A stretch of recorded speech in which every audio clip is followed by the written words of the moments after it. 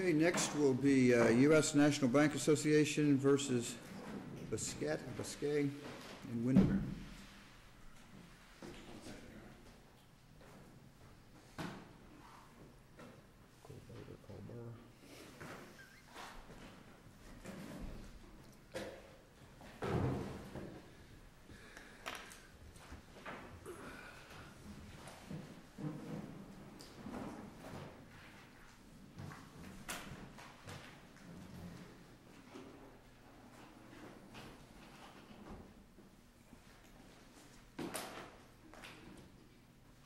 Super quick drink for us, right? Is that okay? What's that now? Can I grab a super quick drink? Oh, sure. I'm sorry. Didn't hear you.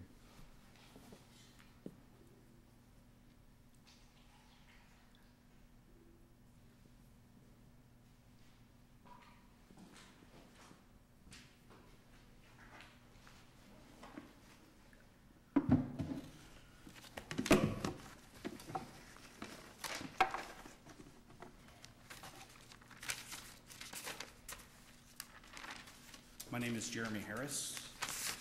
I represent the appellant U.S. Bank. I think I'd like to request 3 minutes of my time be held back for rebuttal. Thank you. This is an appeal that arises out of a mortgage foreclosure action where the borrower obtained summary judgment based on the alleged insufficiency of the notice of intent to accelerate. The original motion for summary judgment that was filed only raised the argument that the letter wasn't sent, but before the hearing that argument morphed. There was an affidavit filed by the borrower because there was a letter filed by my client that said this letter was insufficient. There was no actual amended motion that was filed, but that's what went before the court. In my initial brief, I said this case was about 2 words, the words may and judicial. The word may because in describing the right to reinstate, the letter says you may have the right to reinstate, and the court said that didn't cut it. And the word judicial, because instead of saying judicial foreclosure proceedings, it actually said foreclosure proceedings. And the court, separate issue, said that didn't cut it. I'd like to amend that slightly. I think this case is about 3 words. It's about may, judicial, and notice. And I think that third one is probably the most important. Notice is the key standard here. This is a contractual condition precedent. This isn't something created by the law. This is something created by the mortgage. So I freely admit that this letter has to be sent, and it has to be sent according to the mortgage before a foreclosure can be filed. Paragraph 22 is the key provision of the mortgage here, and frankly that's where this provision is in most modern mortgages, but not all.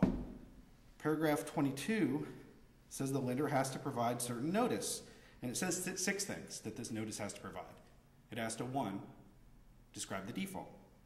It has to 2, describe the action necessary to cure the default. It has to 3, set a date no less than 30 days out on which the default can be cured. Number 4, it has to say that the failure to cure this default will lead to acceleration, foreclosure, and sale.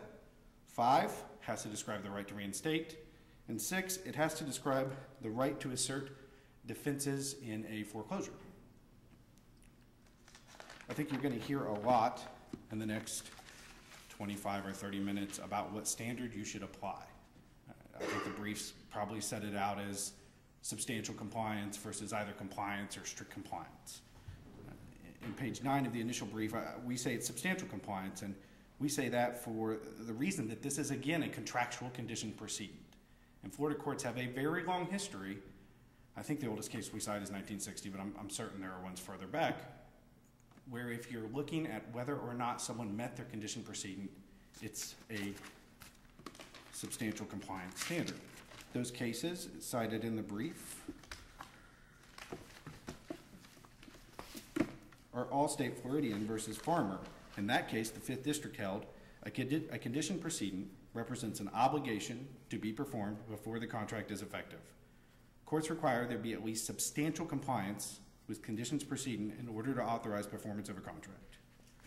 You look on to further down on that page, Seaside Community, which is a 1st District case from 1991, excuse me.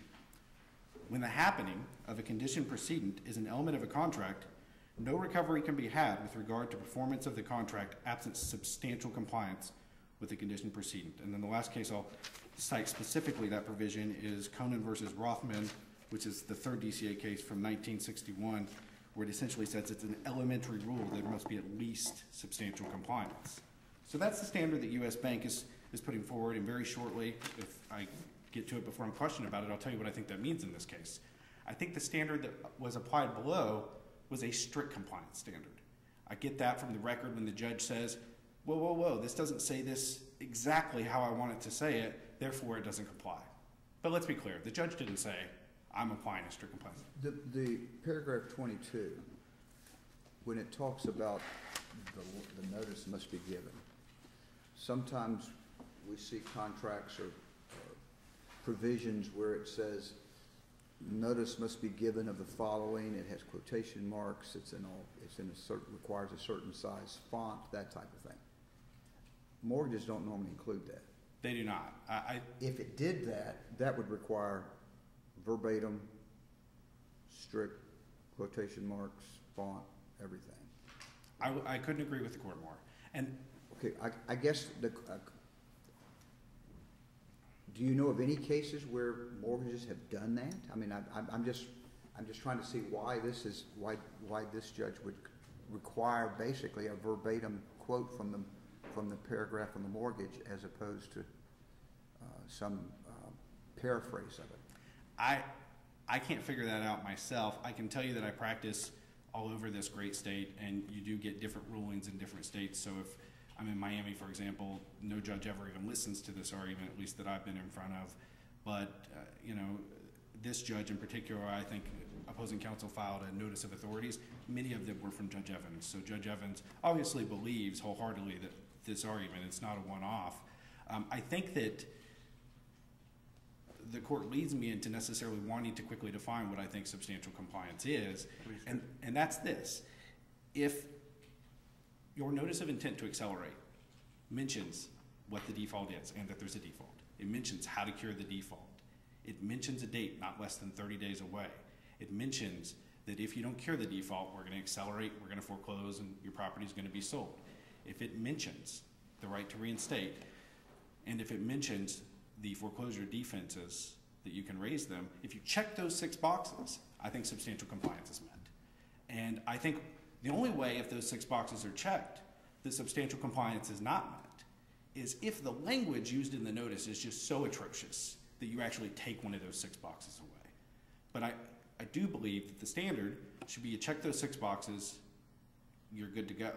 And I don't think, maybe there's a dispute, but I don't think if you review the letter that there's much of a dispute that the 6 boxes were checked. And so we're really looking at words. I mean, literally, this case is about the word may and the lack of the word judicial. And I don't think there's a good argument even that the letter didn't comply unless you did apply some type of standard that's better set out if the legislature said, this is the standard letter we want you to use. If the legislature did that, of course we'd have to do that, and they have the right to do that, but they haven't. This is a contractual right. These strict compliance cases are almost exclusively statutory cases. Opposing counsel, even in his response brief, cites quite a few cases where, oh, that wasn't good enough, and they say substantial compliance, but they're actually all ordinance or statutory cases. So then you get to the facts of this case. And I think the nice thing about this case is regardless of the standard you apply, whether you agree with me that it's strict compliance or substantial compliance, or whether you believe that it's strict or normal compliance, is I think I win either way. The court looked at the right to reinstate, and the actual paragraph 22 says you shall further inform them of the right to reinstate. And what the letter actually says is you may have the right to reinstate. The court stopped right there. It said it's got the word may, that's not good enough, done. But there's more to that paragraph. That paragraph says, please consult your note and mortgage. It also says, here's how we're going to determine the payments. For example, there will be attorney's fees in these reinstatement payments that if they come due between now and whenever you call to reinstate, we're going to add those in. And finally, it says in big bold letters, please call us for the exact amount. So the substantial compliance analysis there is actually really easy. It's one word, and the real question is, was the borrower put on notice that at some point could they call in and reinstate? Absolutely. The strict compliance analysis ends the same way, but it's a little more nuanced. Paragraph 19 of the mortgage, which is the reinstatement paragraph of the mortgage, it's entitled right to reinstate or something to that effect, actually starts with if the borrower meets certain conditions. Now those conditions are if certain payments are made, if certain actions haven't occurred like a judicial sale or you haven't sold the property to a third party, and if you meet certain subjective assurances that my client would want, then you have the right to reinstate. So the right to reinstate, in my opinion, is always a conditional right. There are always things you have to do. So using the word may and directing you towards the mortgage and towards calling the mortgage company was correct. And so even under a strict compliance standard, I think the court got this wrong. The other reason the court decided that this letter failed as a matter of law was the word judicial. Now the number 4 on the 6, and if I'm being completely honest, I had 5 initially and then I went to 6. It's much more dramatic, I think, to hold up 5 fingers, but for what it's worth, there are really 6. The number 4 on the 6 says that you have to notify the borrower of that if you don't cure, there's going to be acceleration. It says foreclosure by judicial proceedings and then sale of the property. And this says if you don't cure, there's going to be foreclosure proceedings. It doesn't have the word judicial. And the court stopped there, said not good enough. There's no way they could tell they would go to court. Now, the substantial compliance analysis is, what says foreclosure proceedings? It says court 2 or 3 sentences later that they can raise their defenses in court, so that notified them they would be in court. It says that we could recover our costs and attorney's fees, so that should have put them on notice of this. And finally, Florida only has judicial foreclosures. Pretty easy argument there. The strict compliance argument is almost the same, and it really is almost, it says court. So the argument really becomes, if that's really the standard we're going to apply, then it really should just be a form letter that goes, here's a cut and paste, and everyone should send the letter. And I just don't think that the contract, which is what has this, and our right to contract says we need to do that. I believe this is a matter of first impression to a very large degree. Opposing counsel has a 50-page brief for approximately 50 pages, and at some point essentially argues to this court, this issue has been decided. Well, I don't agree. There's a plethora of cases cited by opposing counsel. Those cases, however, are distinguishable pretty easily. There's not one case in there where the 6 boxes were checked and the court said, but the wording you used, we didn't like that. Almost, if not every one of those cases, can be divided into 3 categories. 1, they're cases where the 30 days was blown. So the letter was sent 6 days before the foreclosure.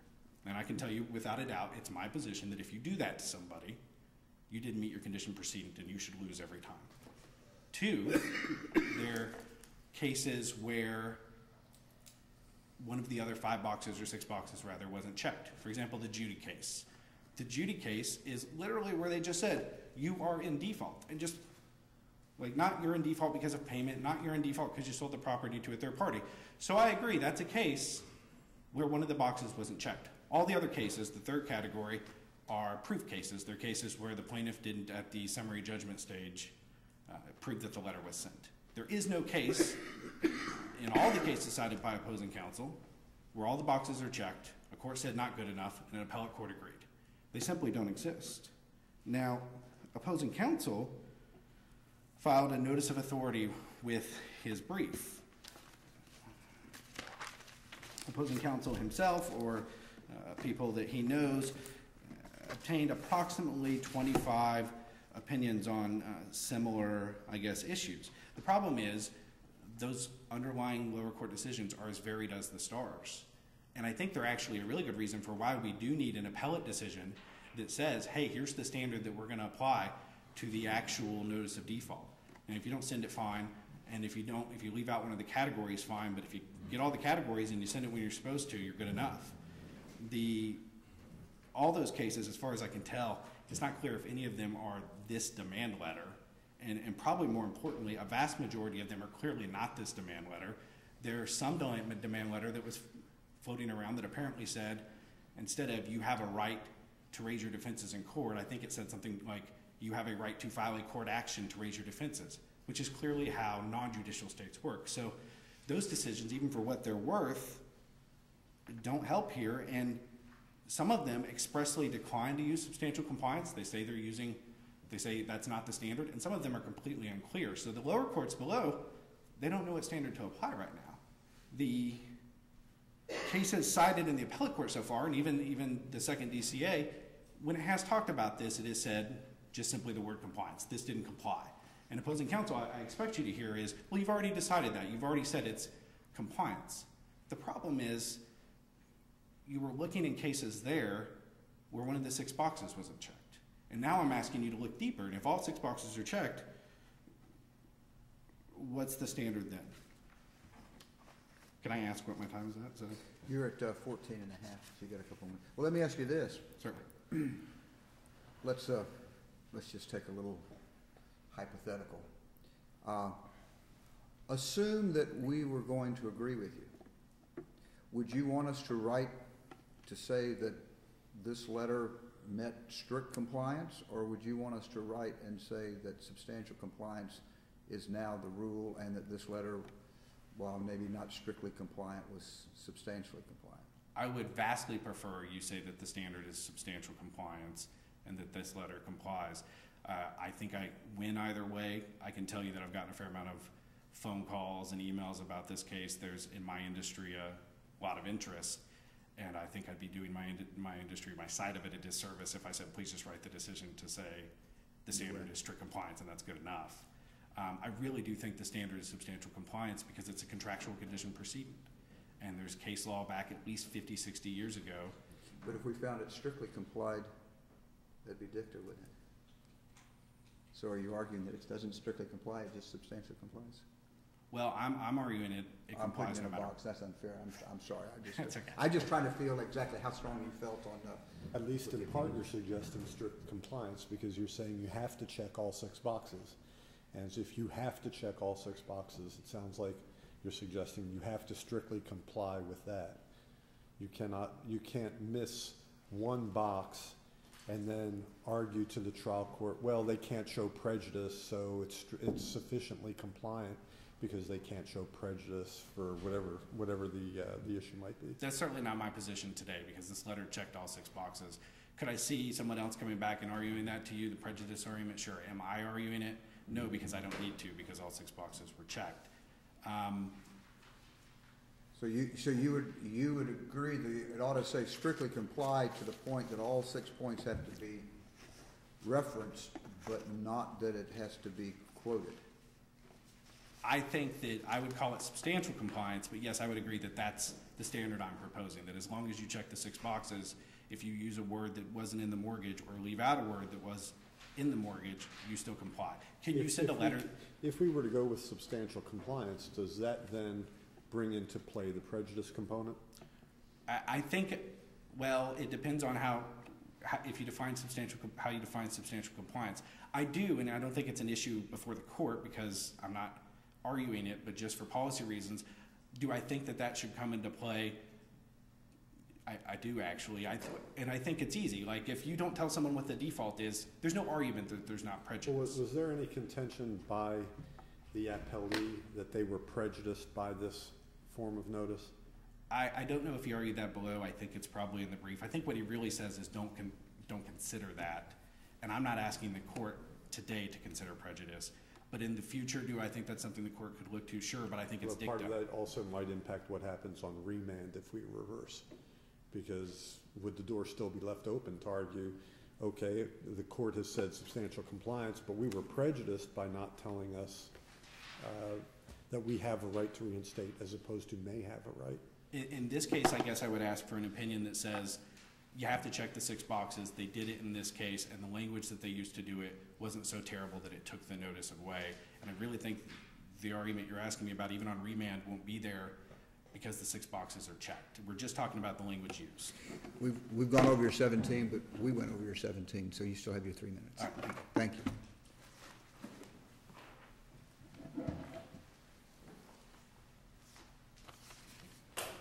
May it please the court. I'm Mark Stopa. I represent Jose Busquets. I don't think this is a case about 2 words or 6 boxes. Let me interrupt and make sure we've got everything focused on where our argument is. There was some reference in the affidavit, your client's affidavit, and there was some discussion about his failure to receive the letter, but that seems to have been abandoned or waived, and the judge came down more on the sufficiency of the letter as opposed to whether it was actually received or not. Is that a fair statement? Correct, Judge.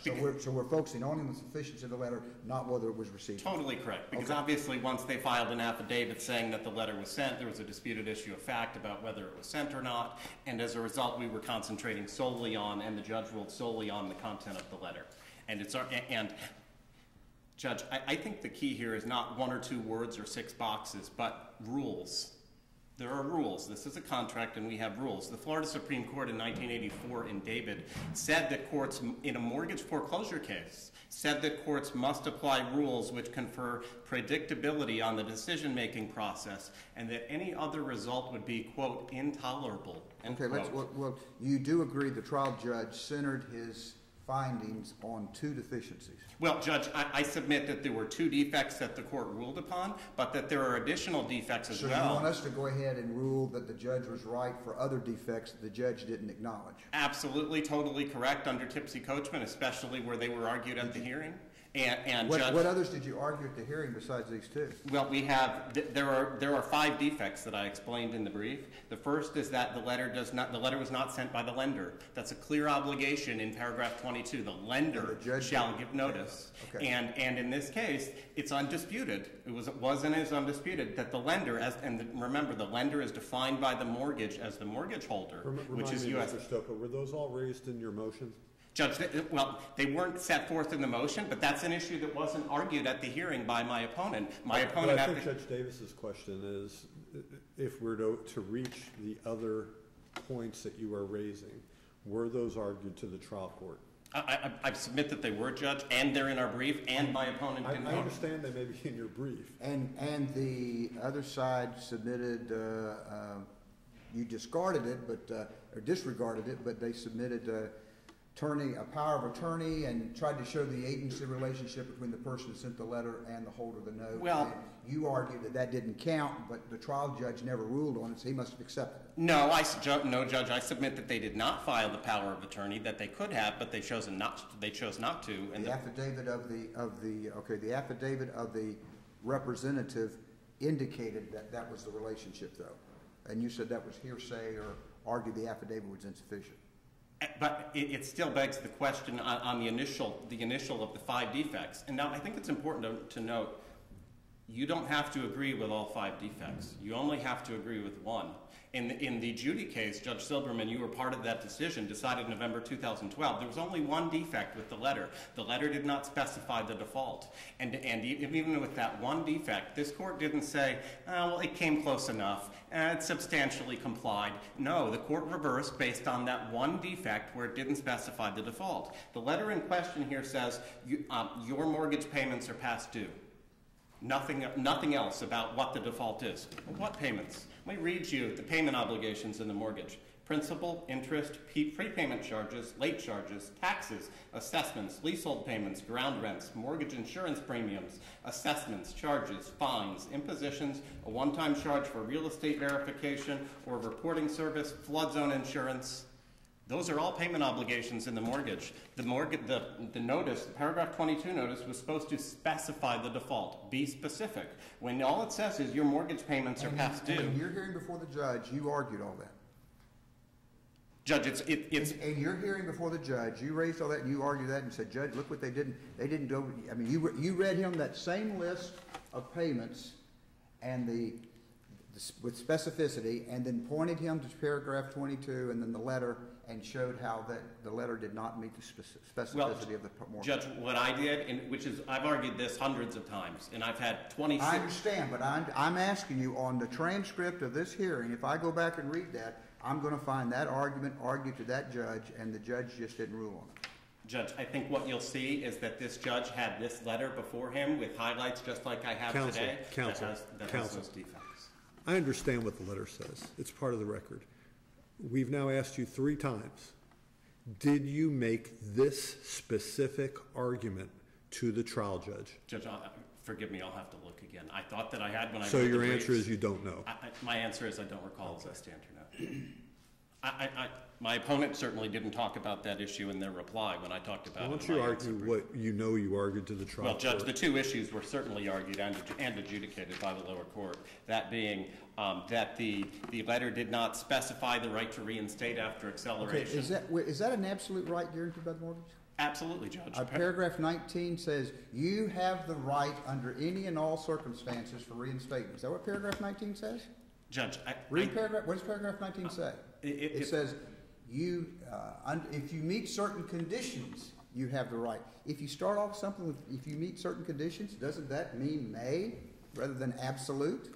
Judge, I respectfully submit no, and the reason is that paragraph 22 very clearly provides you have a right to reinstate after acceleration. That's what the letter... So paragraph 22 trumps, so paragraph 19 doesn't exist in this mortgage because paragraph 22 comes later and obviously later primes prior. Obviously, there are conditions on your right to reinstate, one of them being, for instance, you have to pay. If there are conditions, then how is it an absolute right? Well, it's an absolute right as long as you pay. And it's not just paid. There are other things that have to happen or not have happened before you have the right to reinstate. Well, then the letter should specify what those are, because it has to be... Well, paragraph 19 says, under certain conditions, and the letter says, you may have the right. And then it goes on and says, check your mortgage to find out. Sure, but what this letter says is you may have the right to reinstate the mortgage loan depending on the terms of the note and mortgage. We encourage you to review the provisions of the note and mortgage. And if you go back and read the terms of the note and mortgage, you'll get to paragraph 19 eventually. But Judge, and that spells out that you may have the right to reinstate if these things haven't happened and these things do happen. But with all due respect, it's not the homeowner's obligation to go and figure out what the rights are. For instance, in the Midtown case, the court explained you're not supposed to be a detective. When there's an obligation to provide pre-suit notice, you're not supposed to have to be a detective to figure out what it is. The notice is supposed to lay it out. The notice is supposed to specify you have the right to reinstate after acceleration. And a lot of these do that. But this one does not have that language as is required. And that's why so many judges, obviously not binding upon you, but that's why so many judges have ruled that this is a defect. These are basic matters of contract interpretation. We have a paragraph 22 that's drafted by the lender. It's in bold-faced font, the only paragraph of the entire mortgage that's set forth in bold-faced font. We have the Florida Supreme Court explaining we must have predictability in the decision-making process in mortgage foreclosure cases. Anything else is intolerable. You heard my opponent admit that these decisions have been as varied as the stars. I wrote it down as he said it. As varied as the stars. Well, why do we have that? We can't have that. We're supposed to have consistent rulings. That's what this court also said in its Smiley decision. When this court said it's not up to the court to modify the express terms, the clear and unambiguous terms. That's what this court said in Consulian about paragraph 22. Clear and unambiguous terms. You can't modify those terms. You enforce them as they're drafted. And the way that this paragraph 22 requirement is drafted, it had to inform my client, you have the right to reinstate after acceleration. Saying you may have the right to reinstate after acceleration, go look at the mortgage, says nothing. That does not inform anyone of anything. If you go home to your wife and say, we may have won the lottery, that informs your wife of nothing. If you tell someone you may have a right, go read the documents, you haven't informed them of anything. Accepting the interpretation as you were asking it to me, Judge, of this being sufficient, what that would do is that would enable the plaintiffs in these cases, the banks, to totally eliminate the obligation to inform you of your right to reinstate. They don't have to do it. Because all they have to do is say, you might have the right, you might not, go read your mortgage and figure it out for yourself. And they effectively informed you of nothing. So they should tell you, you have the right. Come on down. All you got to do is come in. You're going to have the right. That's what you're saying. Judge. It's got to say, you have the right, period. How about... So come on down. Oh, forget about what the mortgage says. Forget about the other requirements. You have the right. Come on down. How about you have the right to reinstate, or you have the right to reinstate after acceleration, period. Or you have the right to reinstate after acceleration in accordance with paragraph 19. And then they go in and find out that one of these conditions that weren't supposed to happen has happened. And now they're going to say, I'm gonna hold you responsible on this letter because you told me I have the right. And you didn't say anything about if I meet other conditions. You said I have the right. Now, you're contractually obligated to allow me to reinstate, even though the mortgage said something else. But what you said in the letter said, I have the right. Then, Judge, then have the letter or have the notice be worded that says you have the right to reinstate after acceleration in accordance with paragraph 19 or in accordance with the terms of your note and mortgage. If you're concerned about that, then that fixes that problem while still informing. So saying go look at your note and mortgage is not enough. It should say go look at paragraph 19 of your note and mortgage. Absolutely not, Judge. Well, but that's what you just said. You said tell them to go look at paragraph 19. You earlier said it's not enough to tell them to go look at their note and mortgage. You've got to tell them exactly. Now you're saying it's okay if you say go look at paragraph 19. So now the difference is between look at your note or look at paragraph 19 of your note.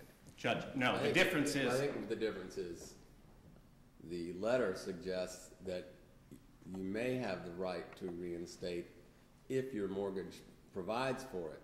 And it does not say you have the right to reinstate because your mortgage does provide for it, and you should check the terms of the mortgage to see what that is.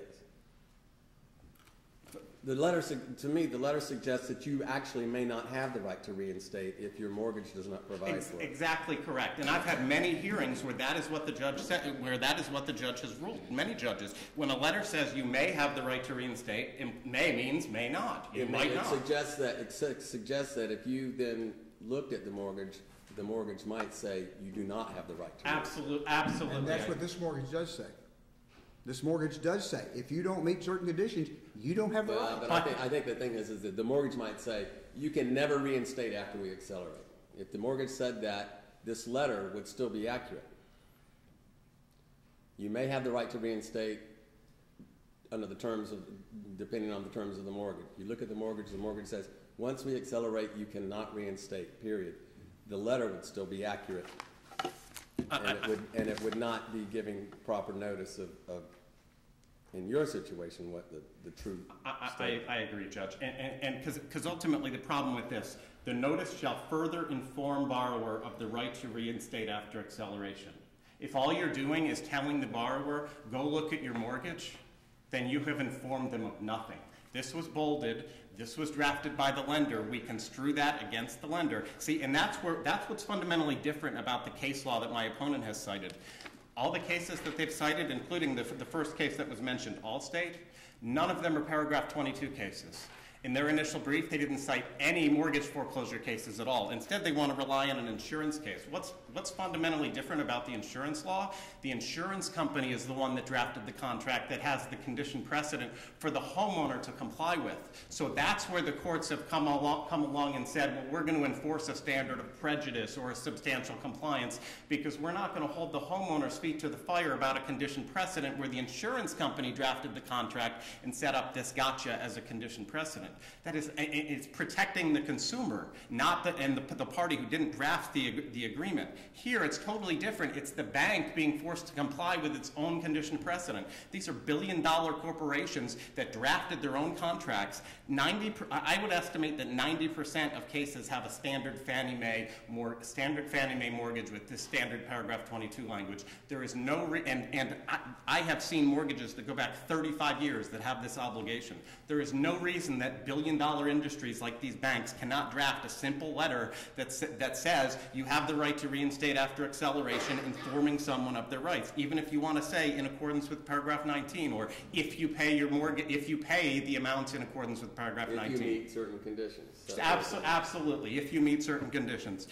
Or to use the second fatal problem, the letter did not specify a foreclosure by judicial proceeding. Paragraph 22 is very clear on this, that this is subsection D in bold. The notice shall specify that failure to cure the default shall result in foreclosure by judicial proceeding. That term is not in here at all. That's not a box that you can check, to use my opponent's arguments. You can't. How do you check that box when it's not here? Here's the letter. It's in the record. It's just not there. There's no way that they can spin that. So they're subject to being foreclosed some other way, but not judicially. Absolutely correct. According to this notice. Now, my opponent says, well, under Florida law, we all know as judges or lawyers that Florida is a judicial proceeding state.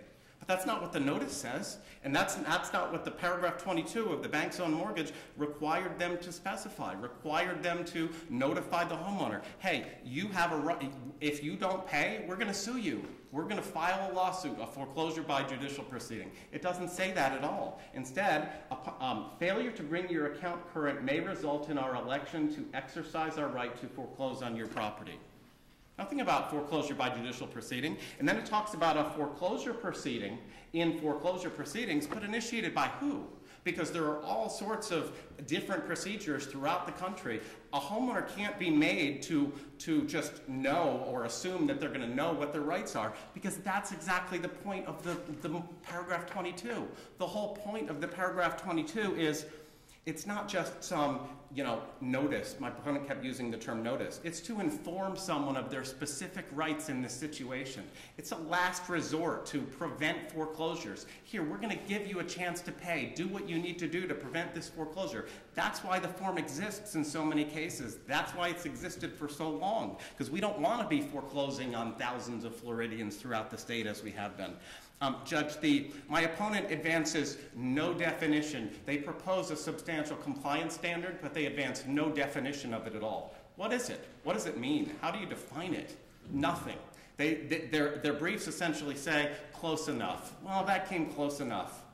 That is not the type of predictability that this court in Smiley and the Florida Supreme Court in David contemplated. That's why we have inconsistent rulings. They want consistent rulings. The courts do. This court does. But we don't have them. Why? Because we have some judges looking at the letters going, I think that comes close enough. You can't possibly enforce that.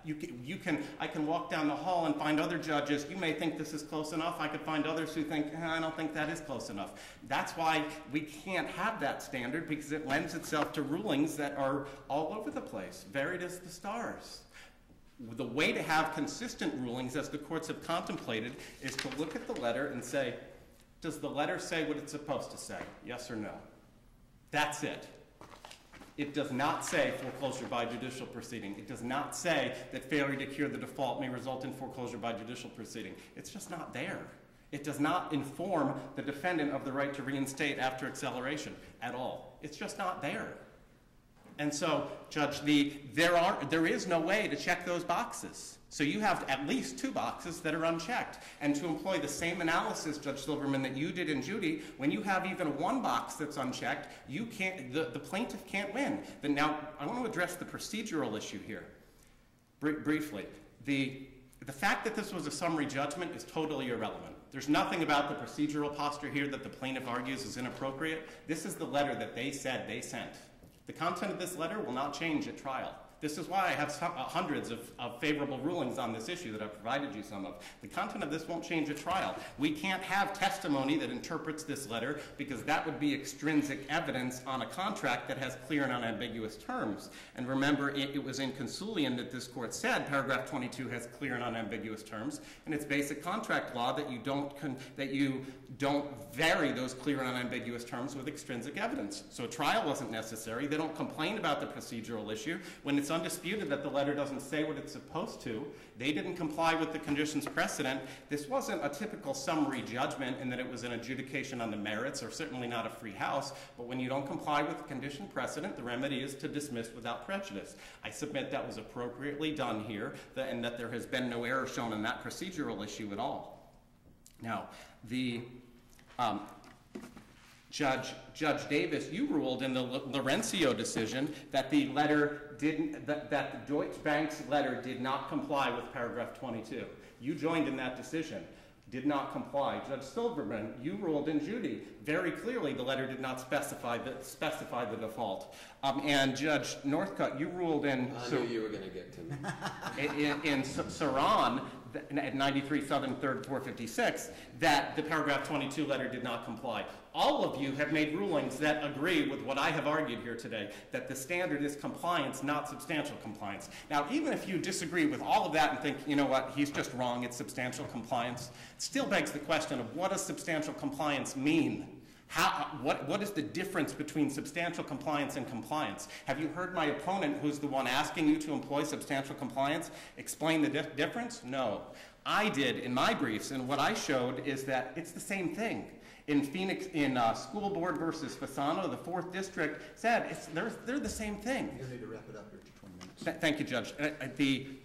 The Olivier case out of the Florida Supreme Court, if you think substantial compliance is the standard, that letter had one defect. It did not specify the address of the accident. There was a letter that was sent, it didn't specify the address of the accident, and that one defect gave rise to summary judgment on a pre-suit notice letter, just like we have here. Summary judgment affirmed by the Florida Supreme Court, even under substantial compliance. My opponent has no cases that they can show you where a letter did not contain the information that was required and still satisfied compliance or substantial compliance with the required conditions precedent. So, following the one defect cases of Judy and Olivier and the rules and predictability analysis, anything else would be intolerable. We need consistent rulings. I submit that the lower court's ruling should be affirmed. Thank you. Thank you.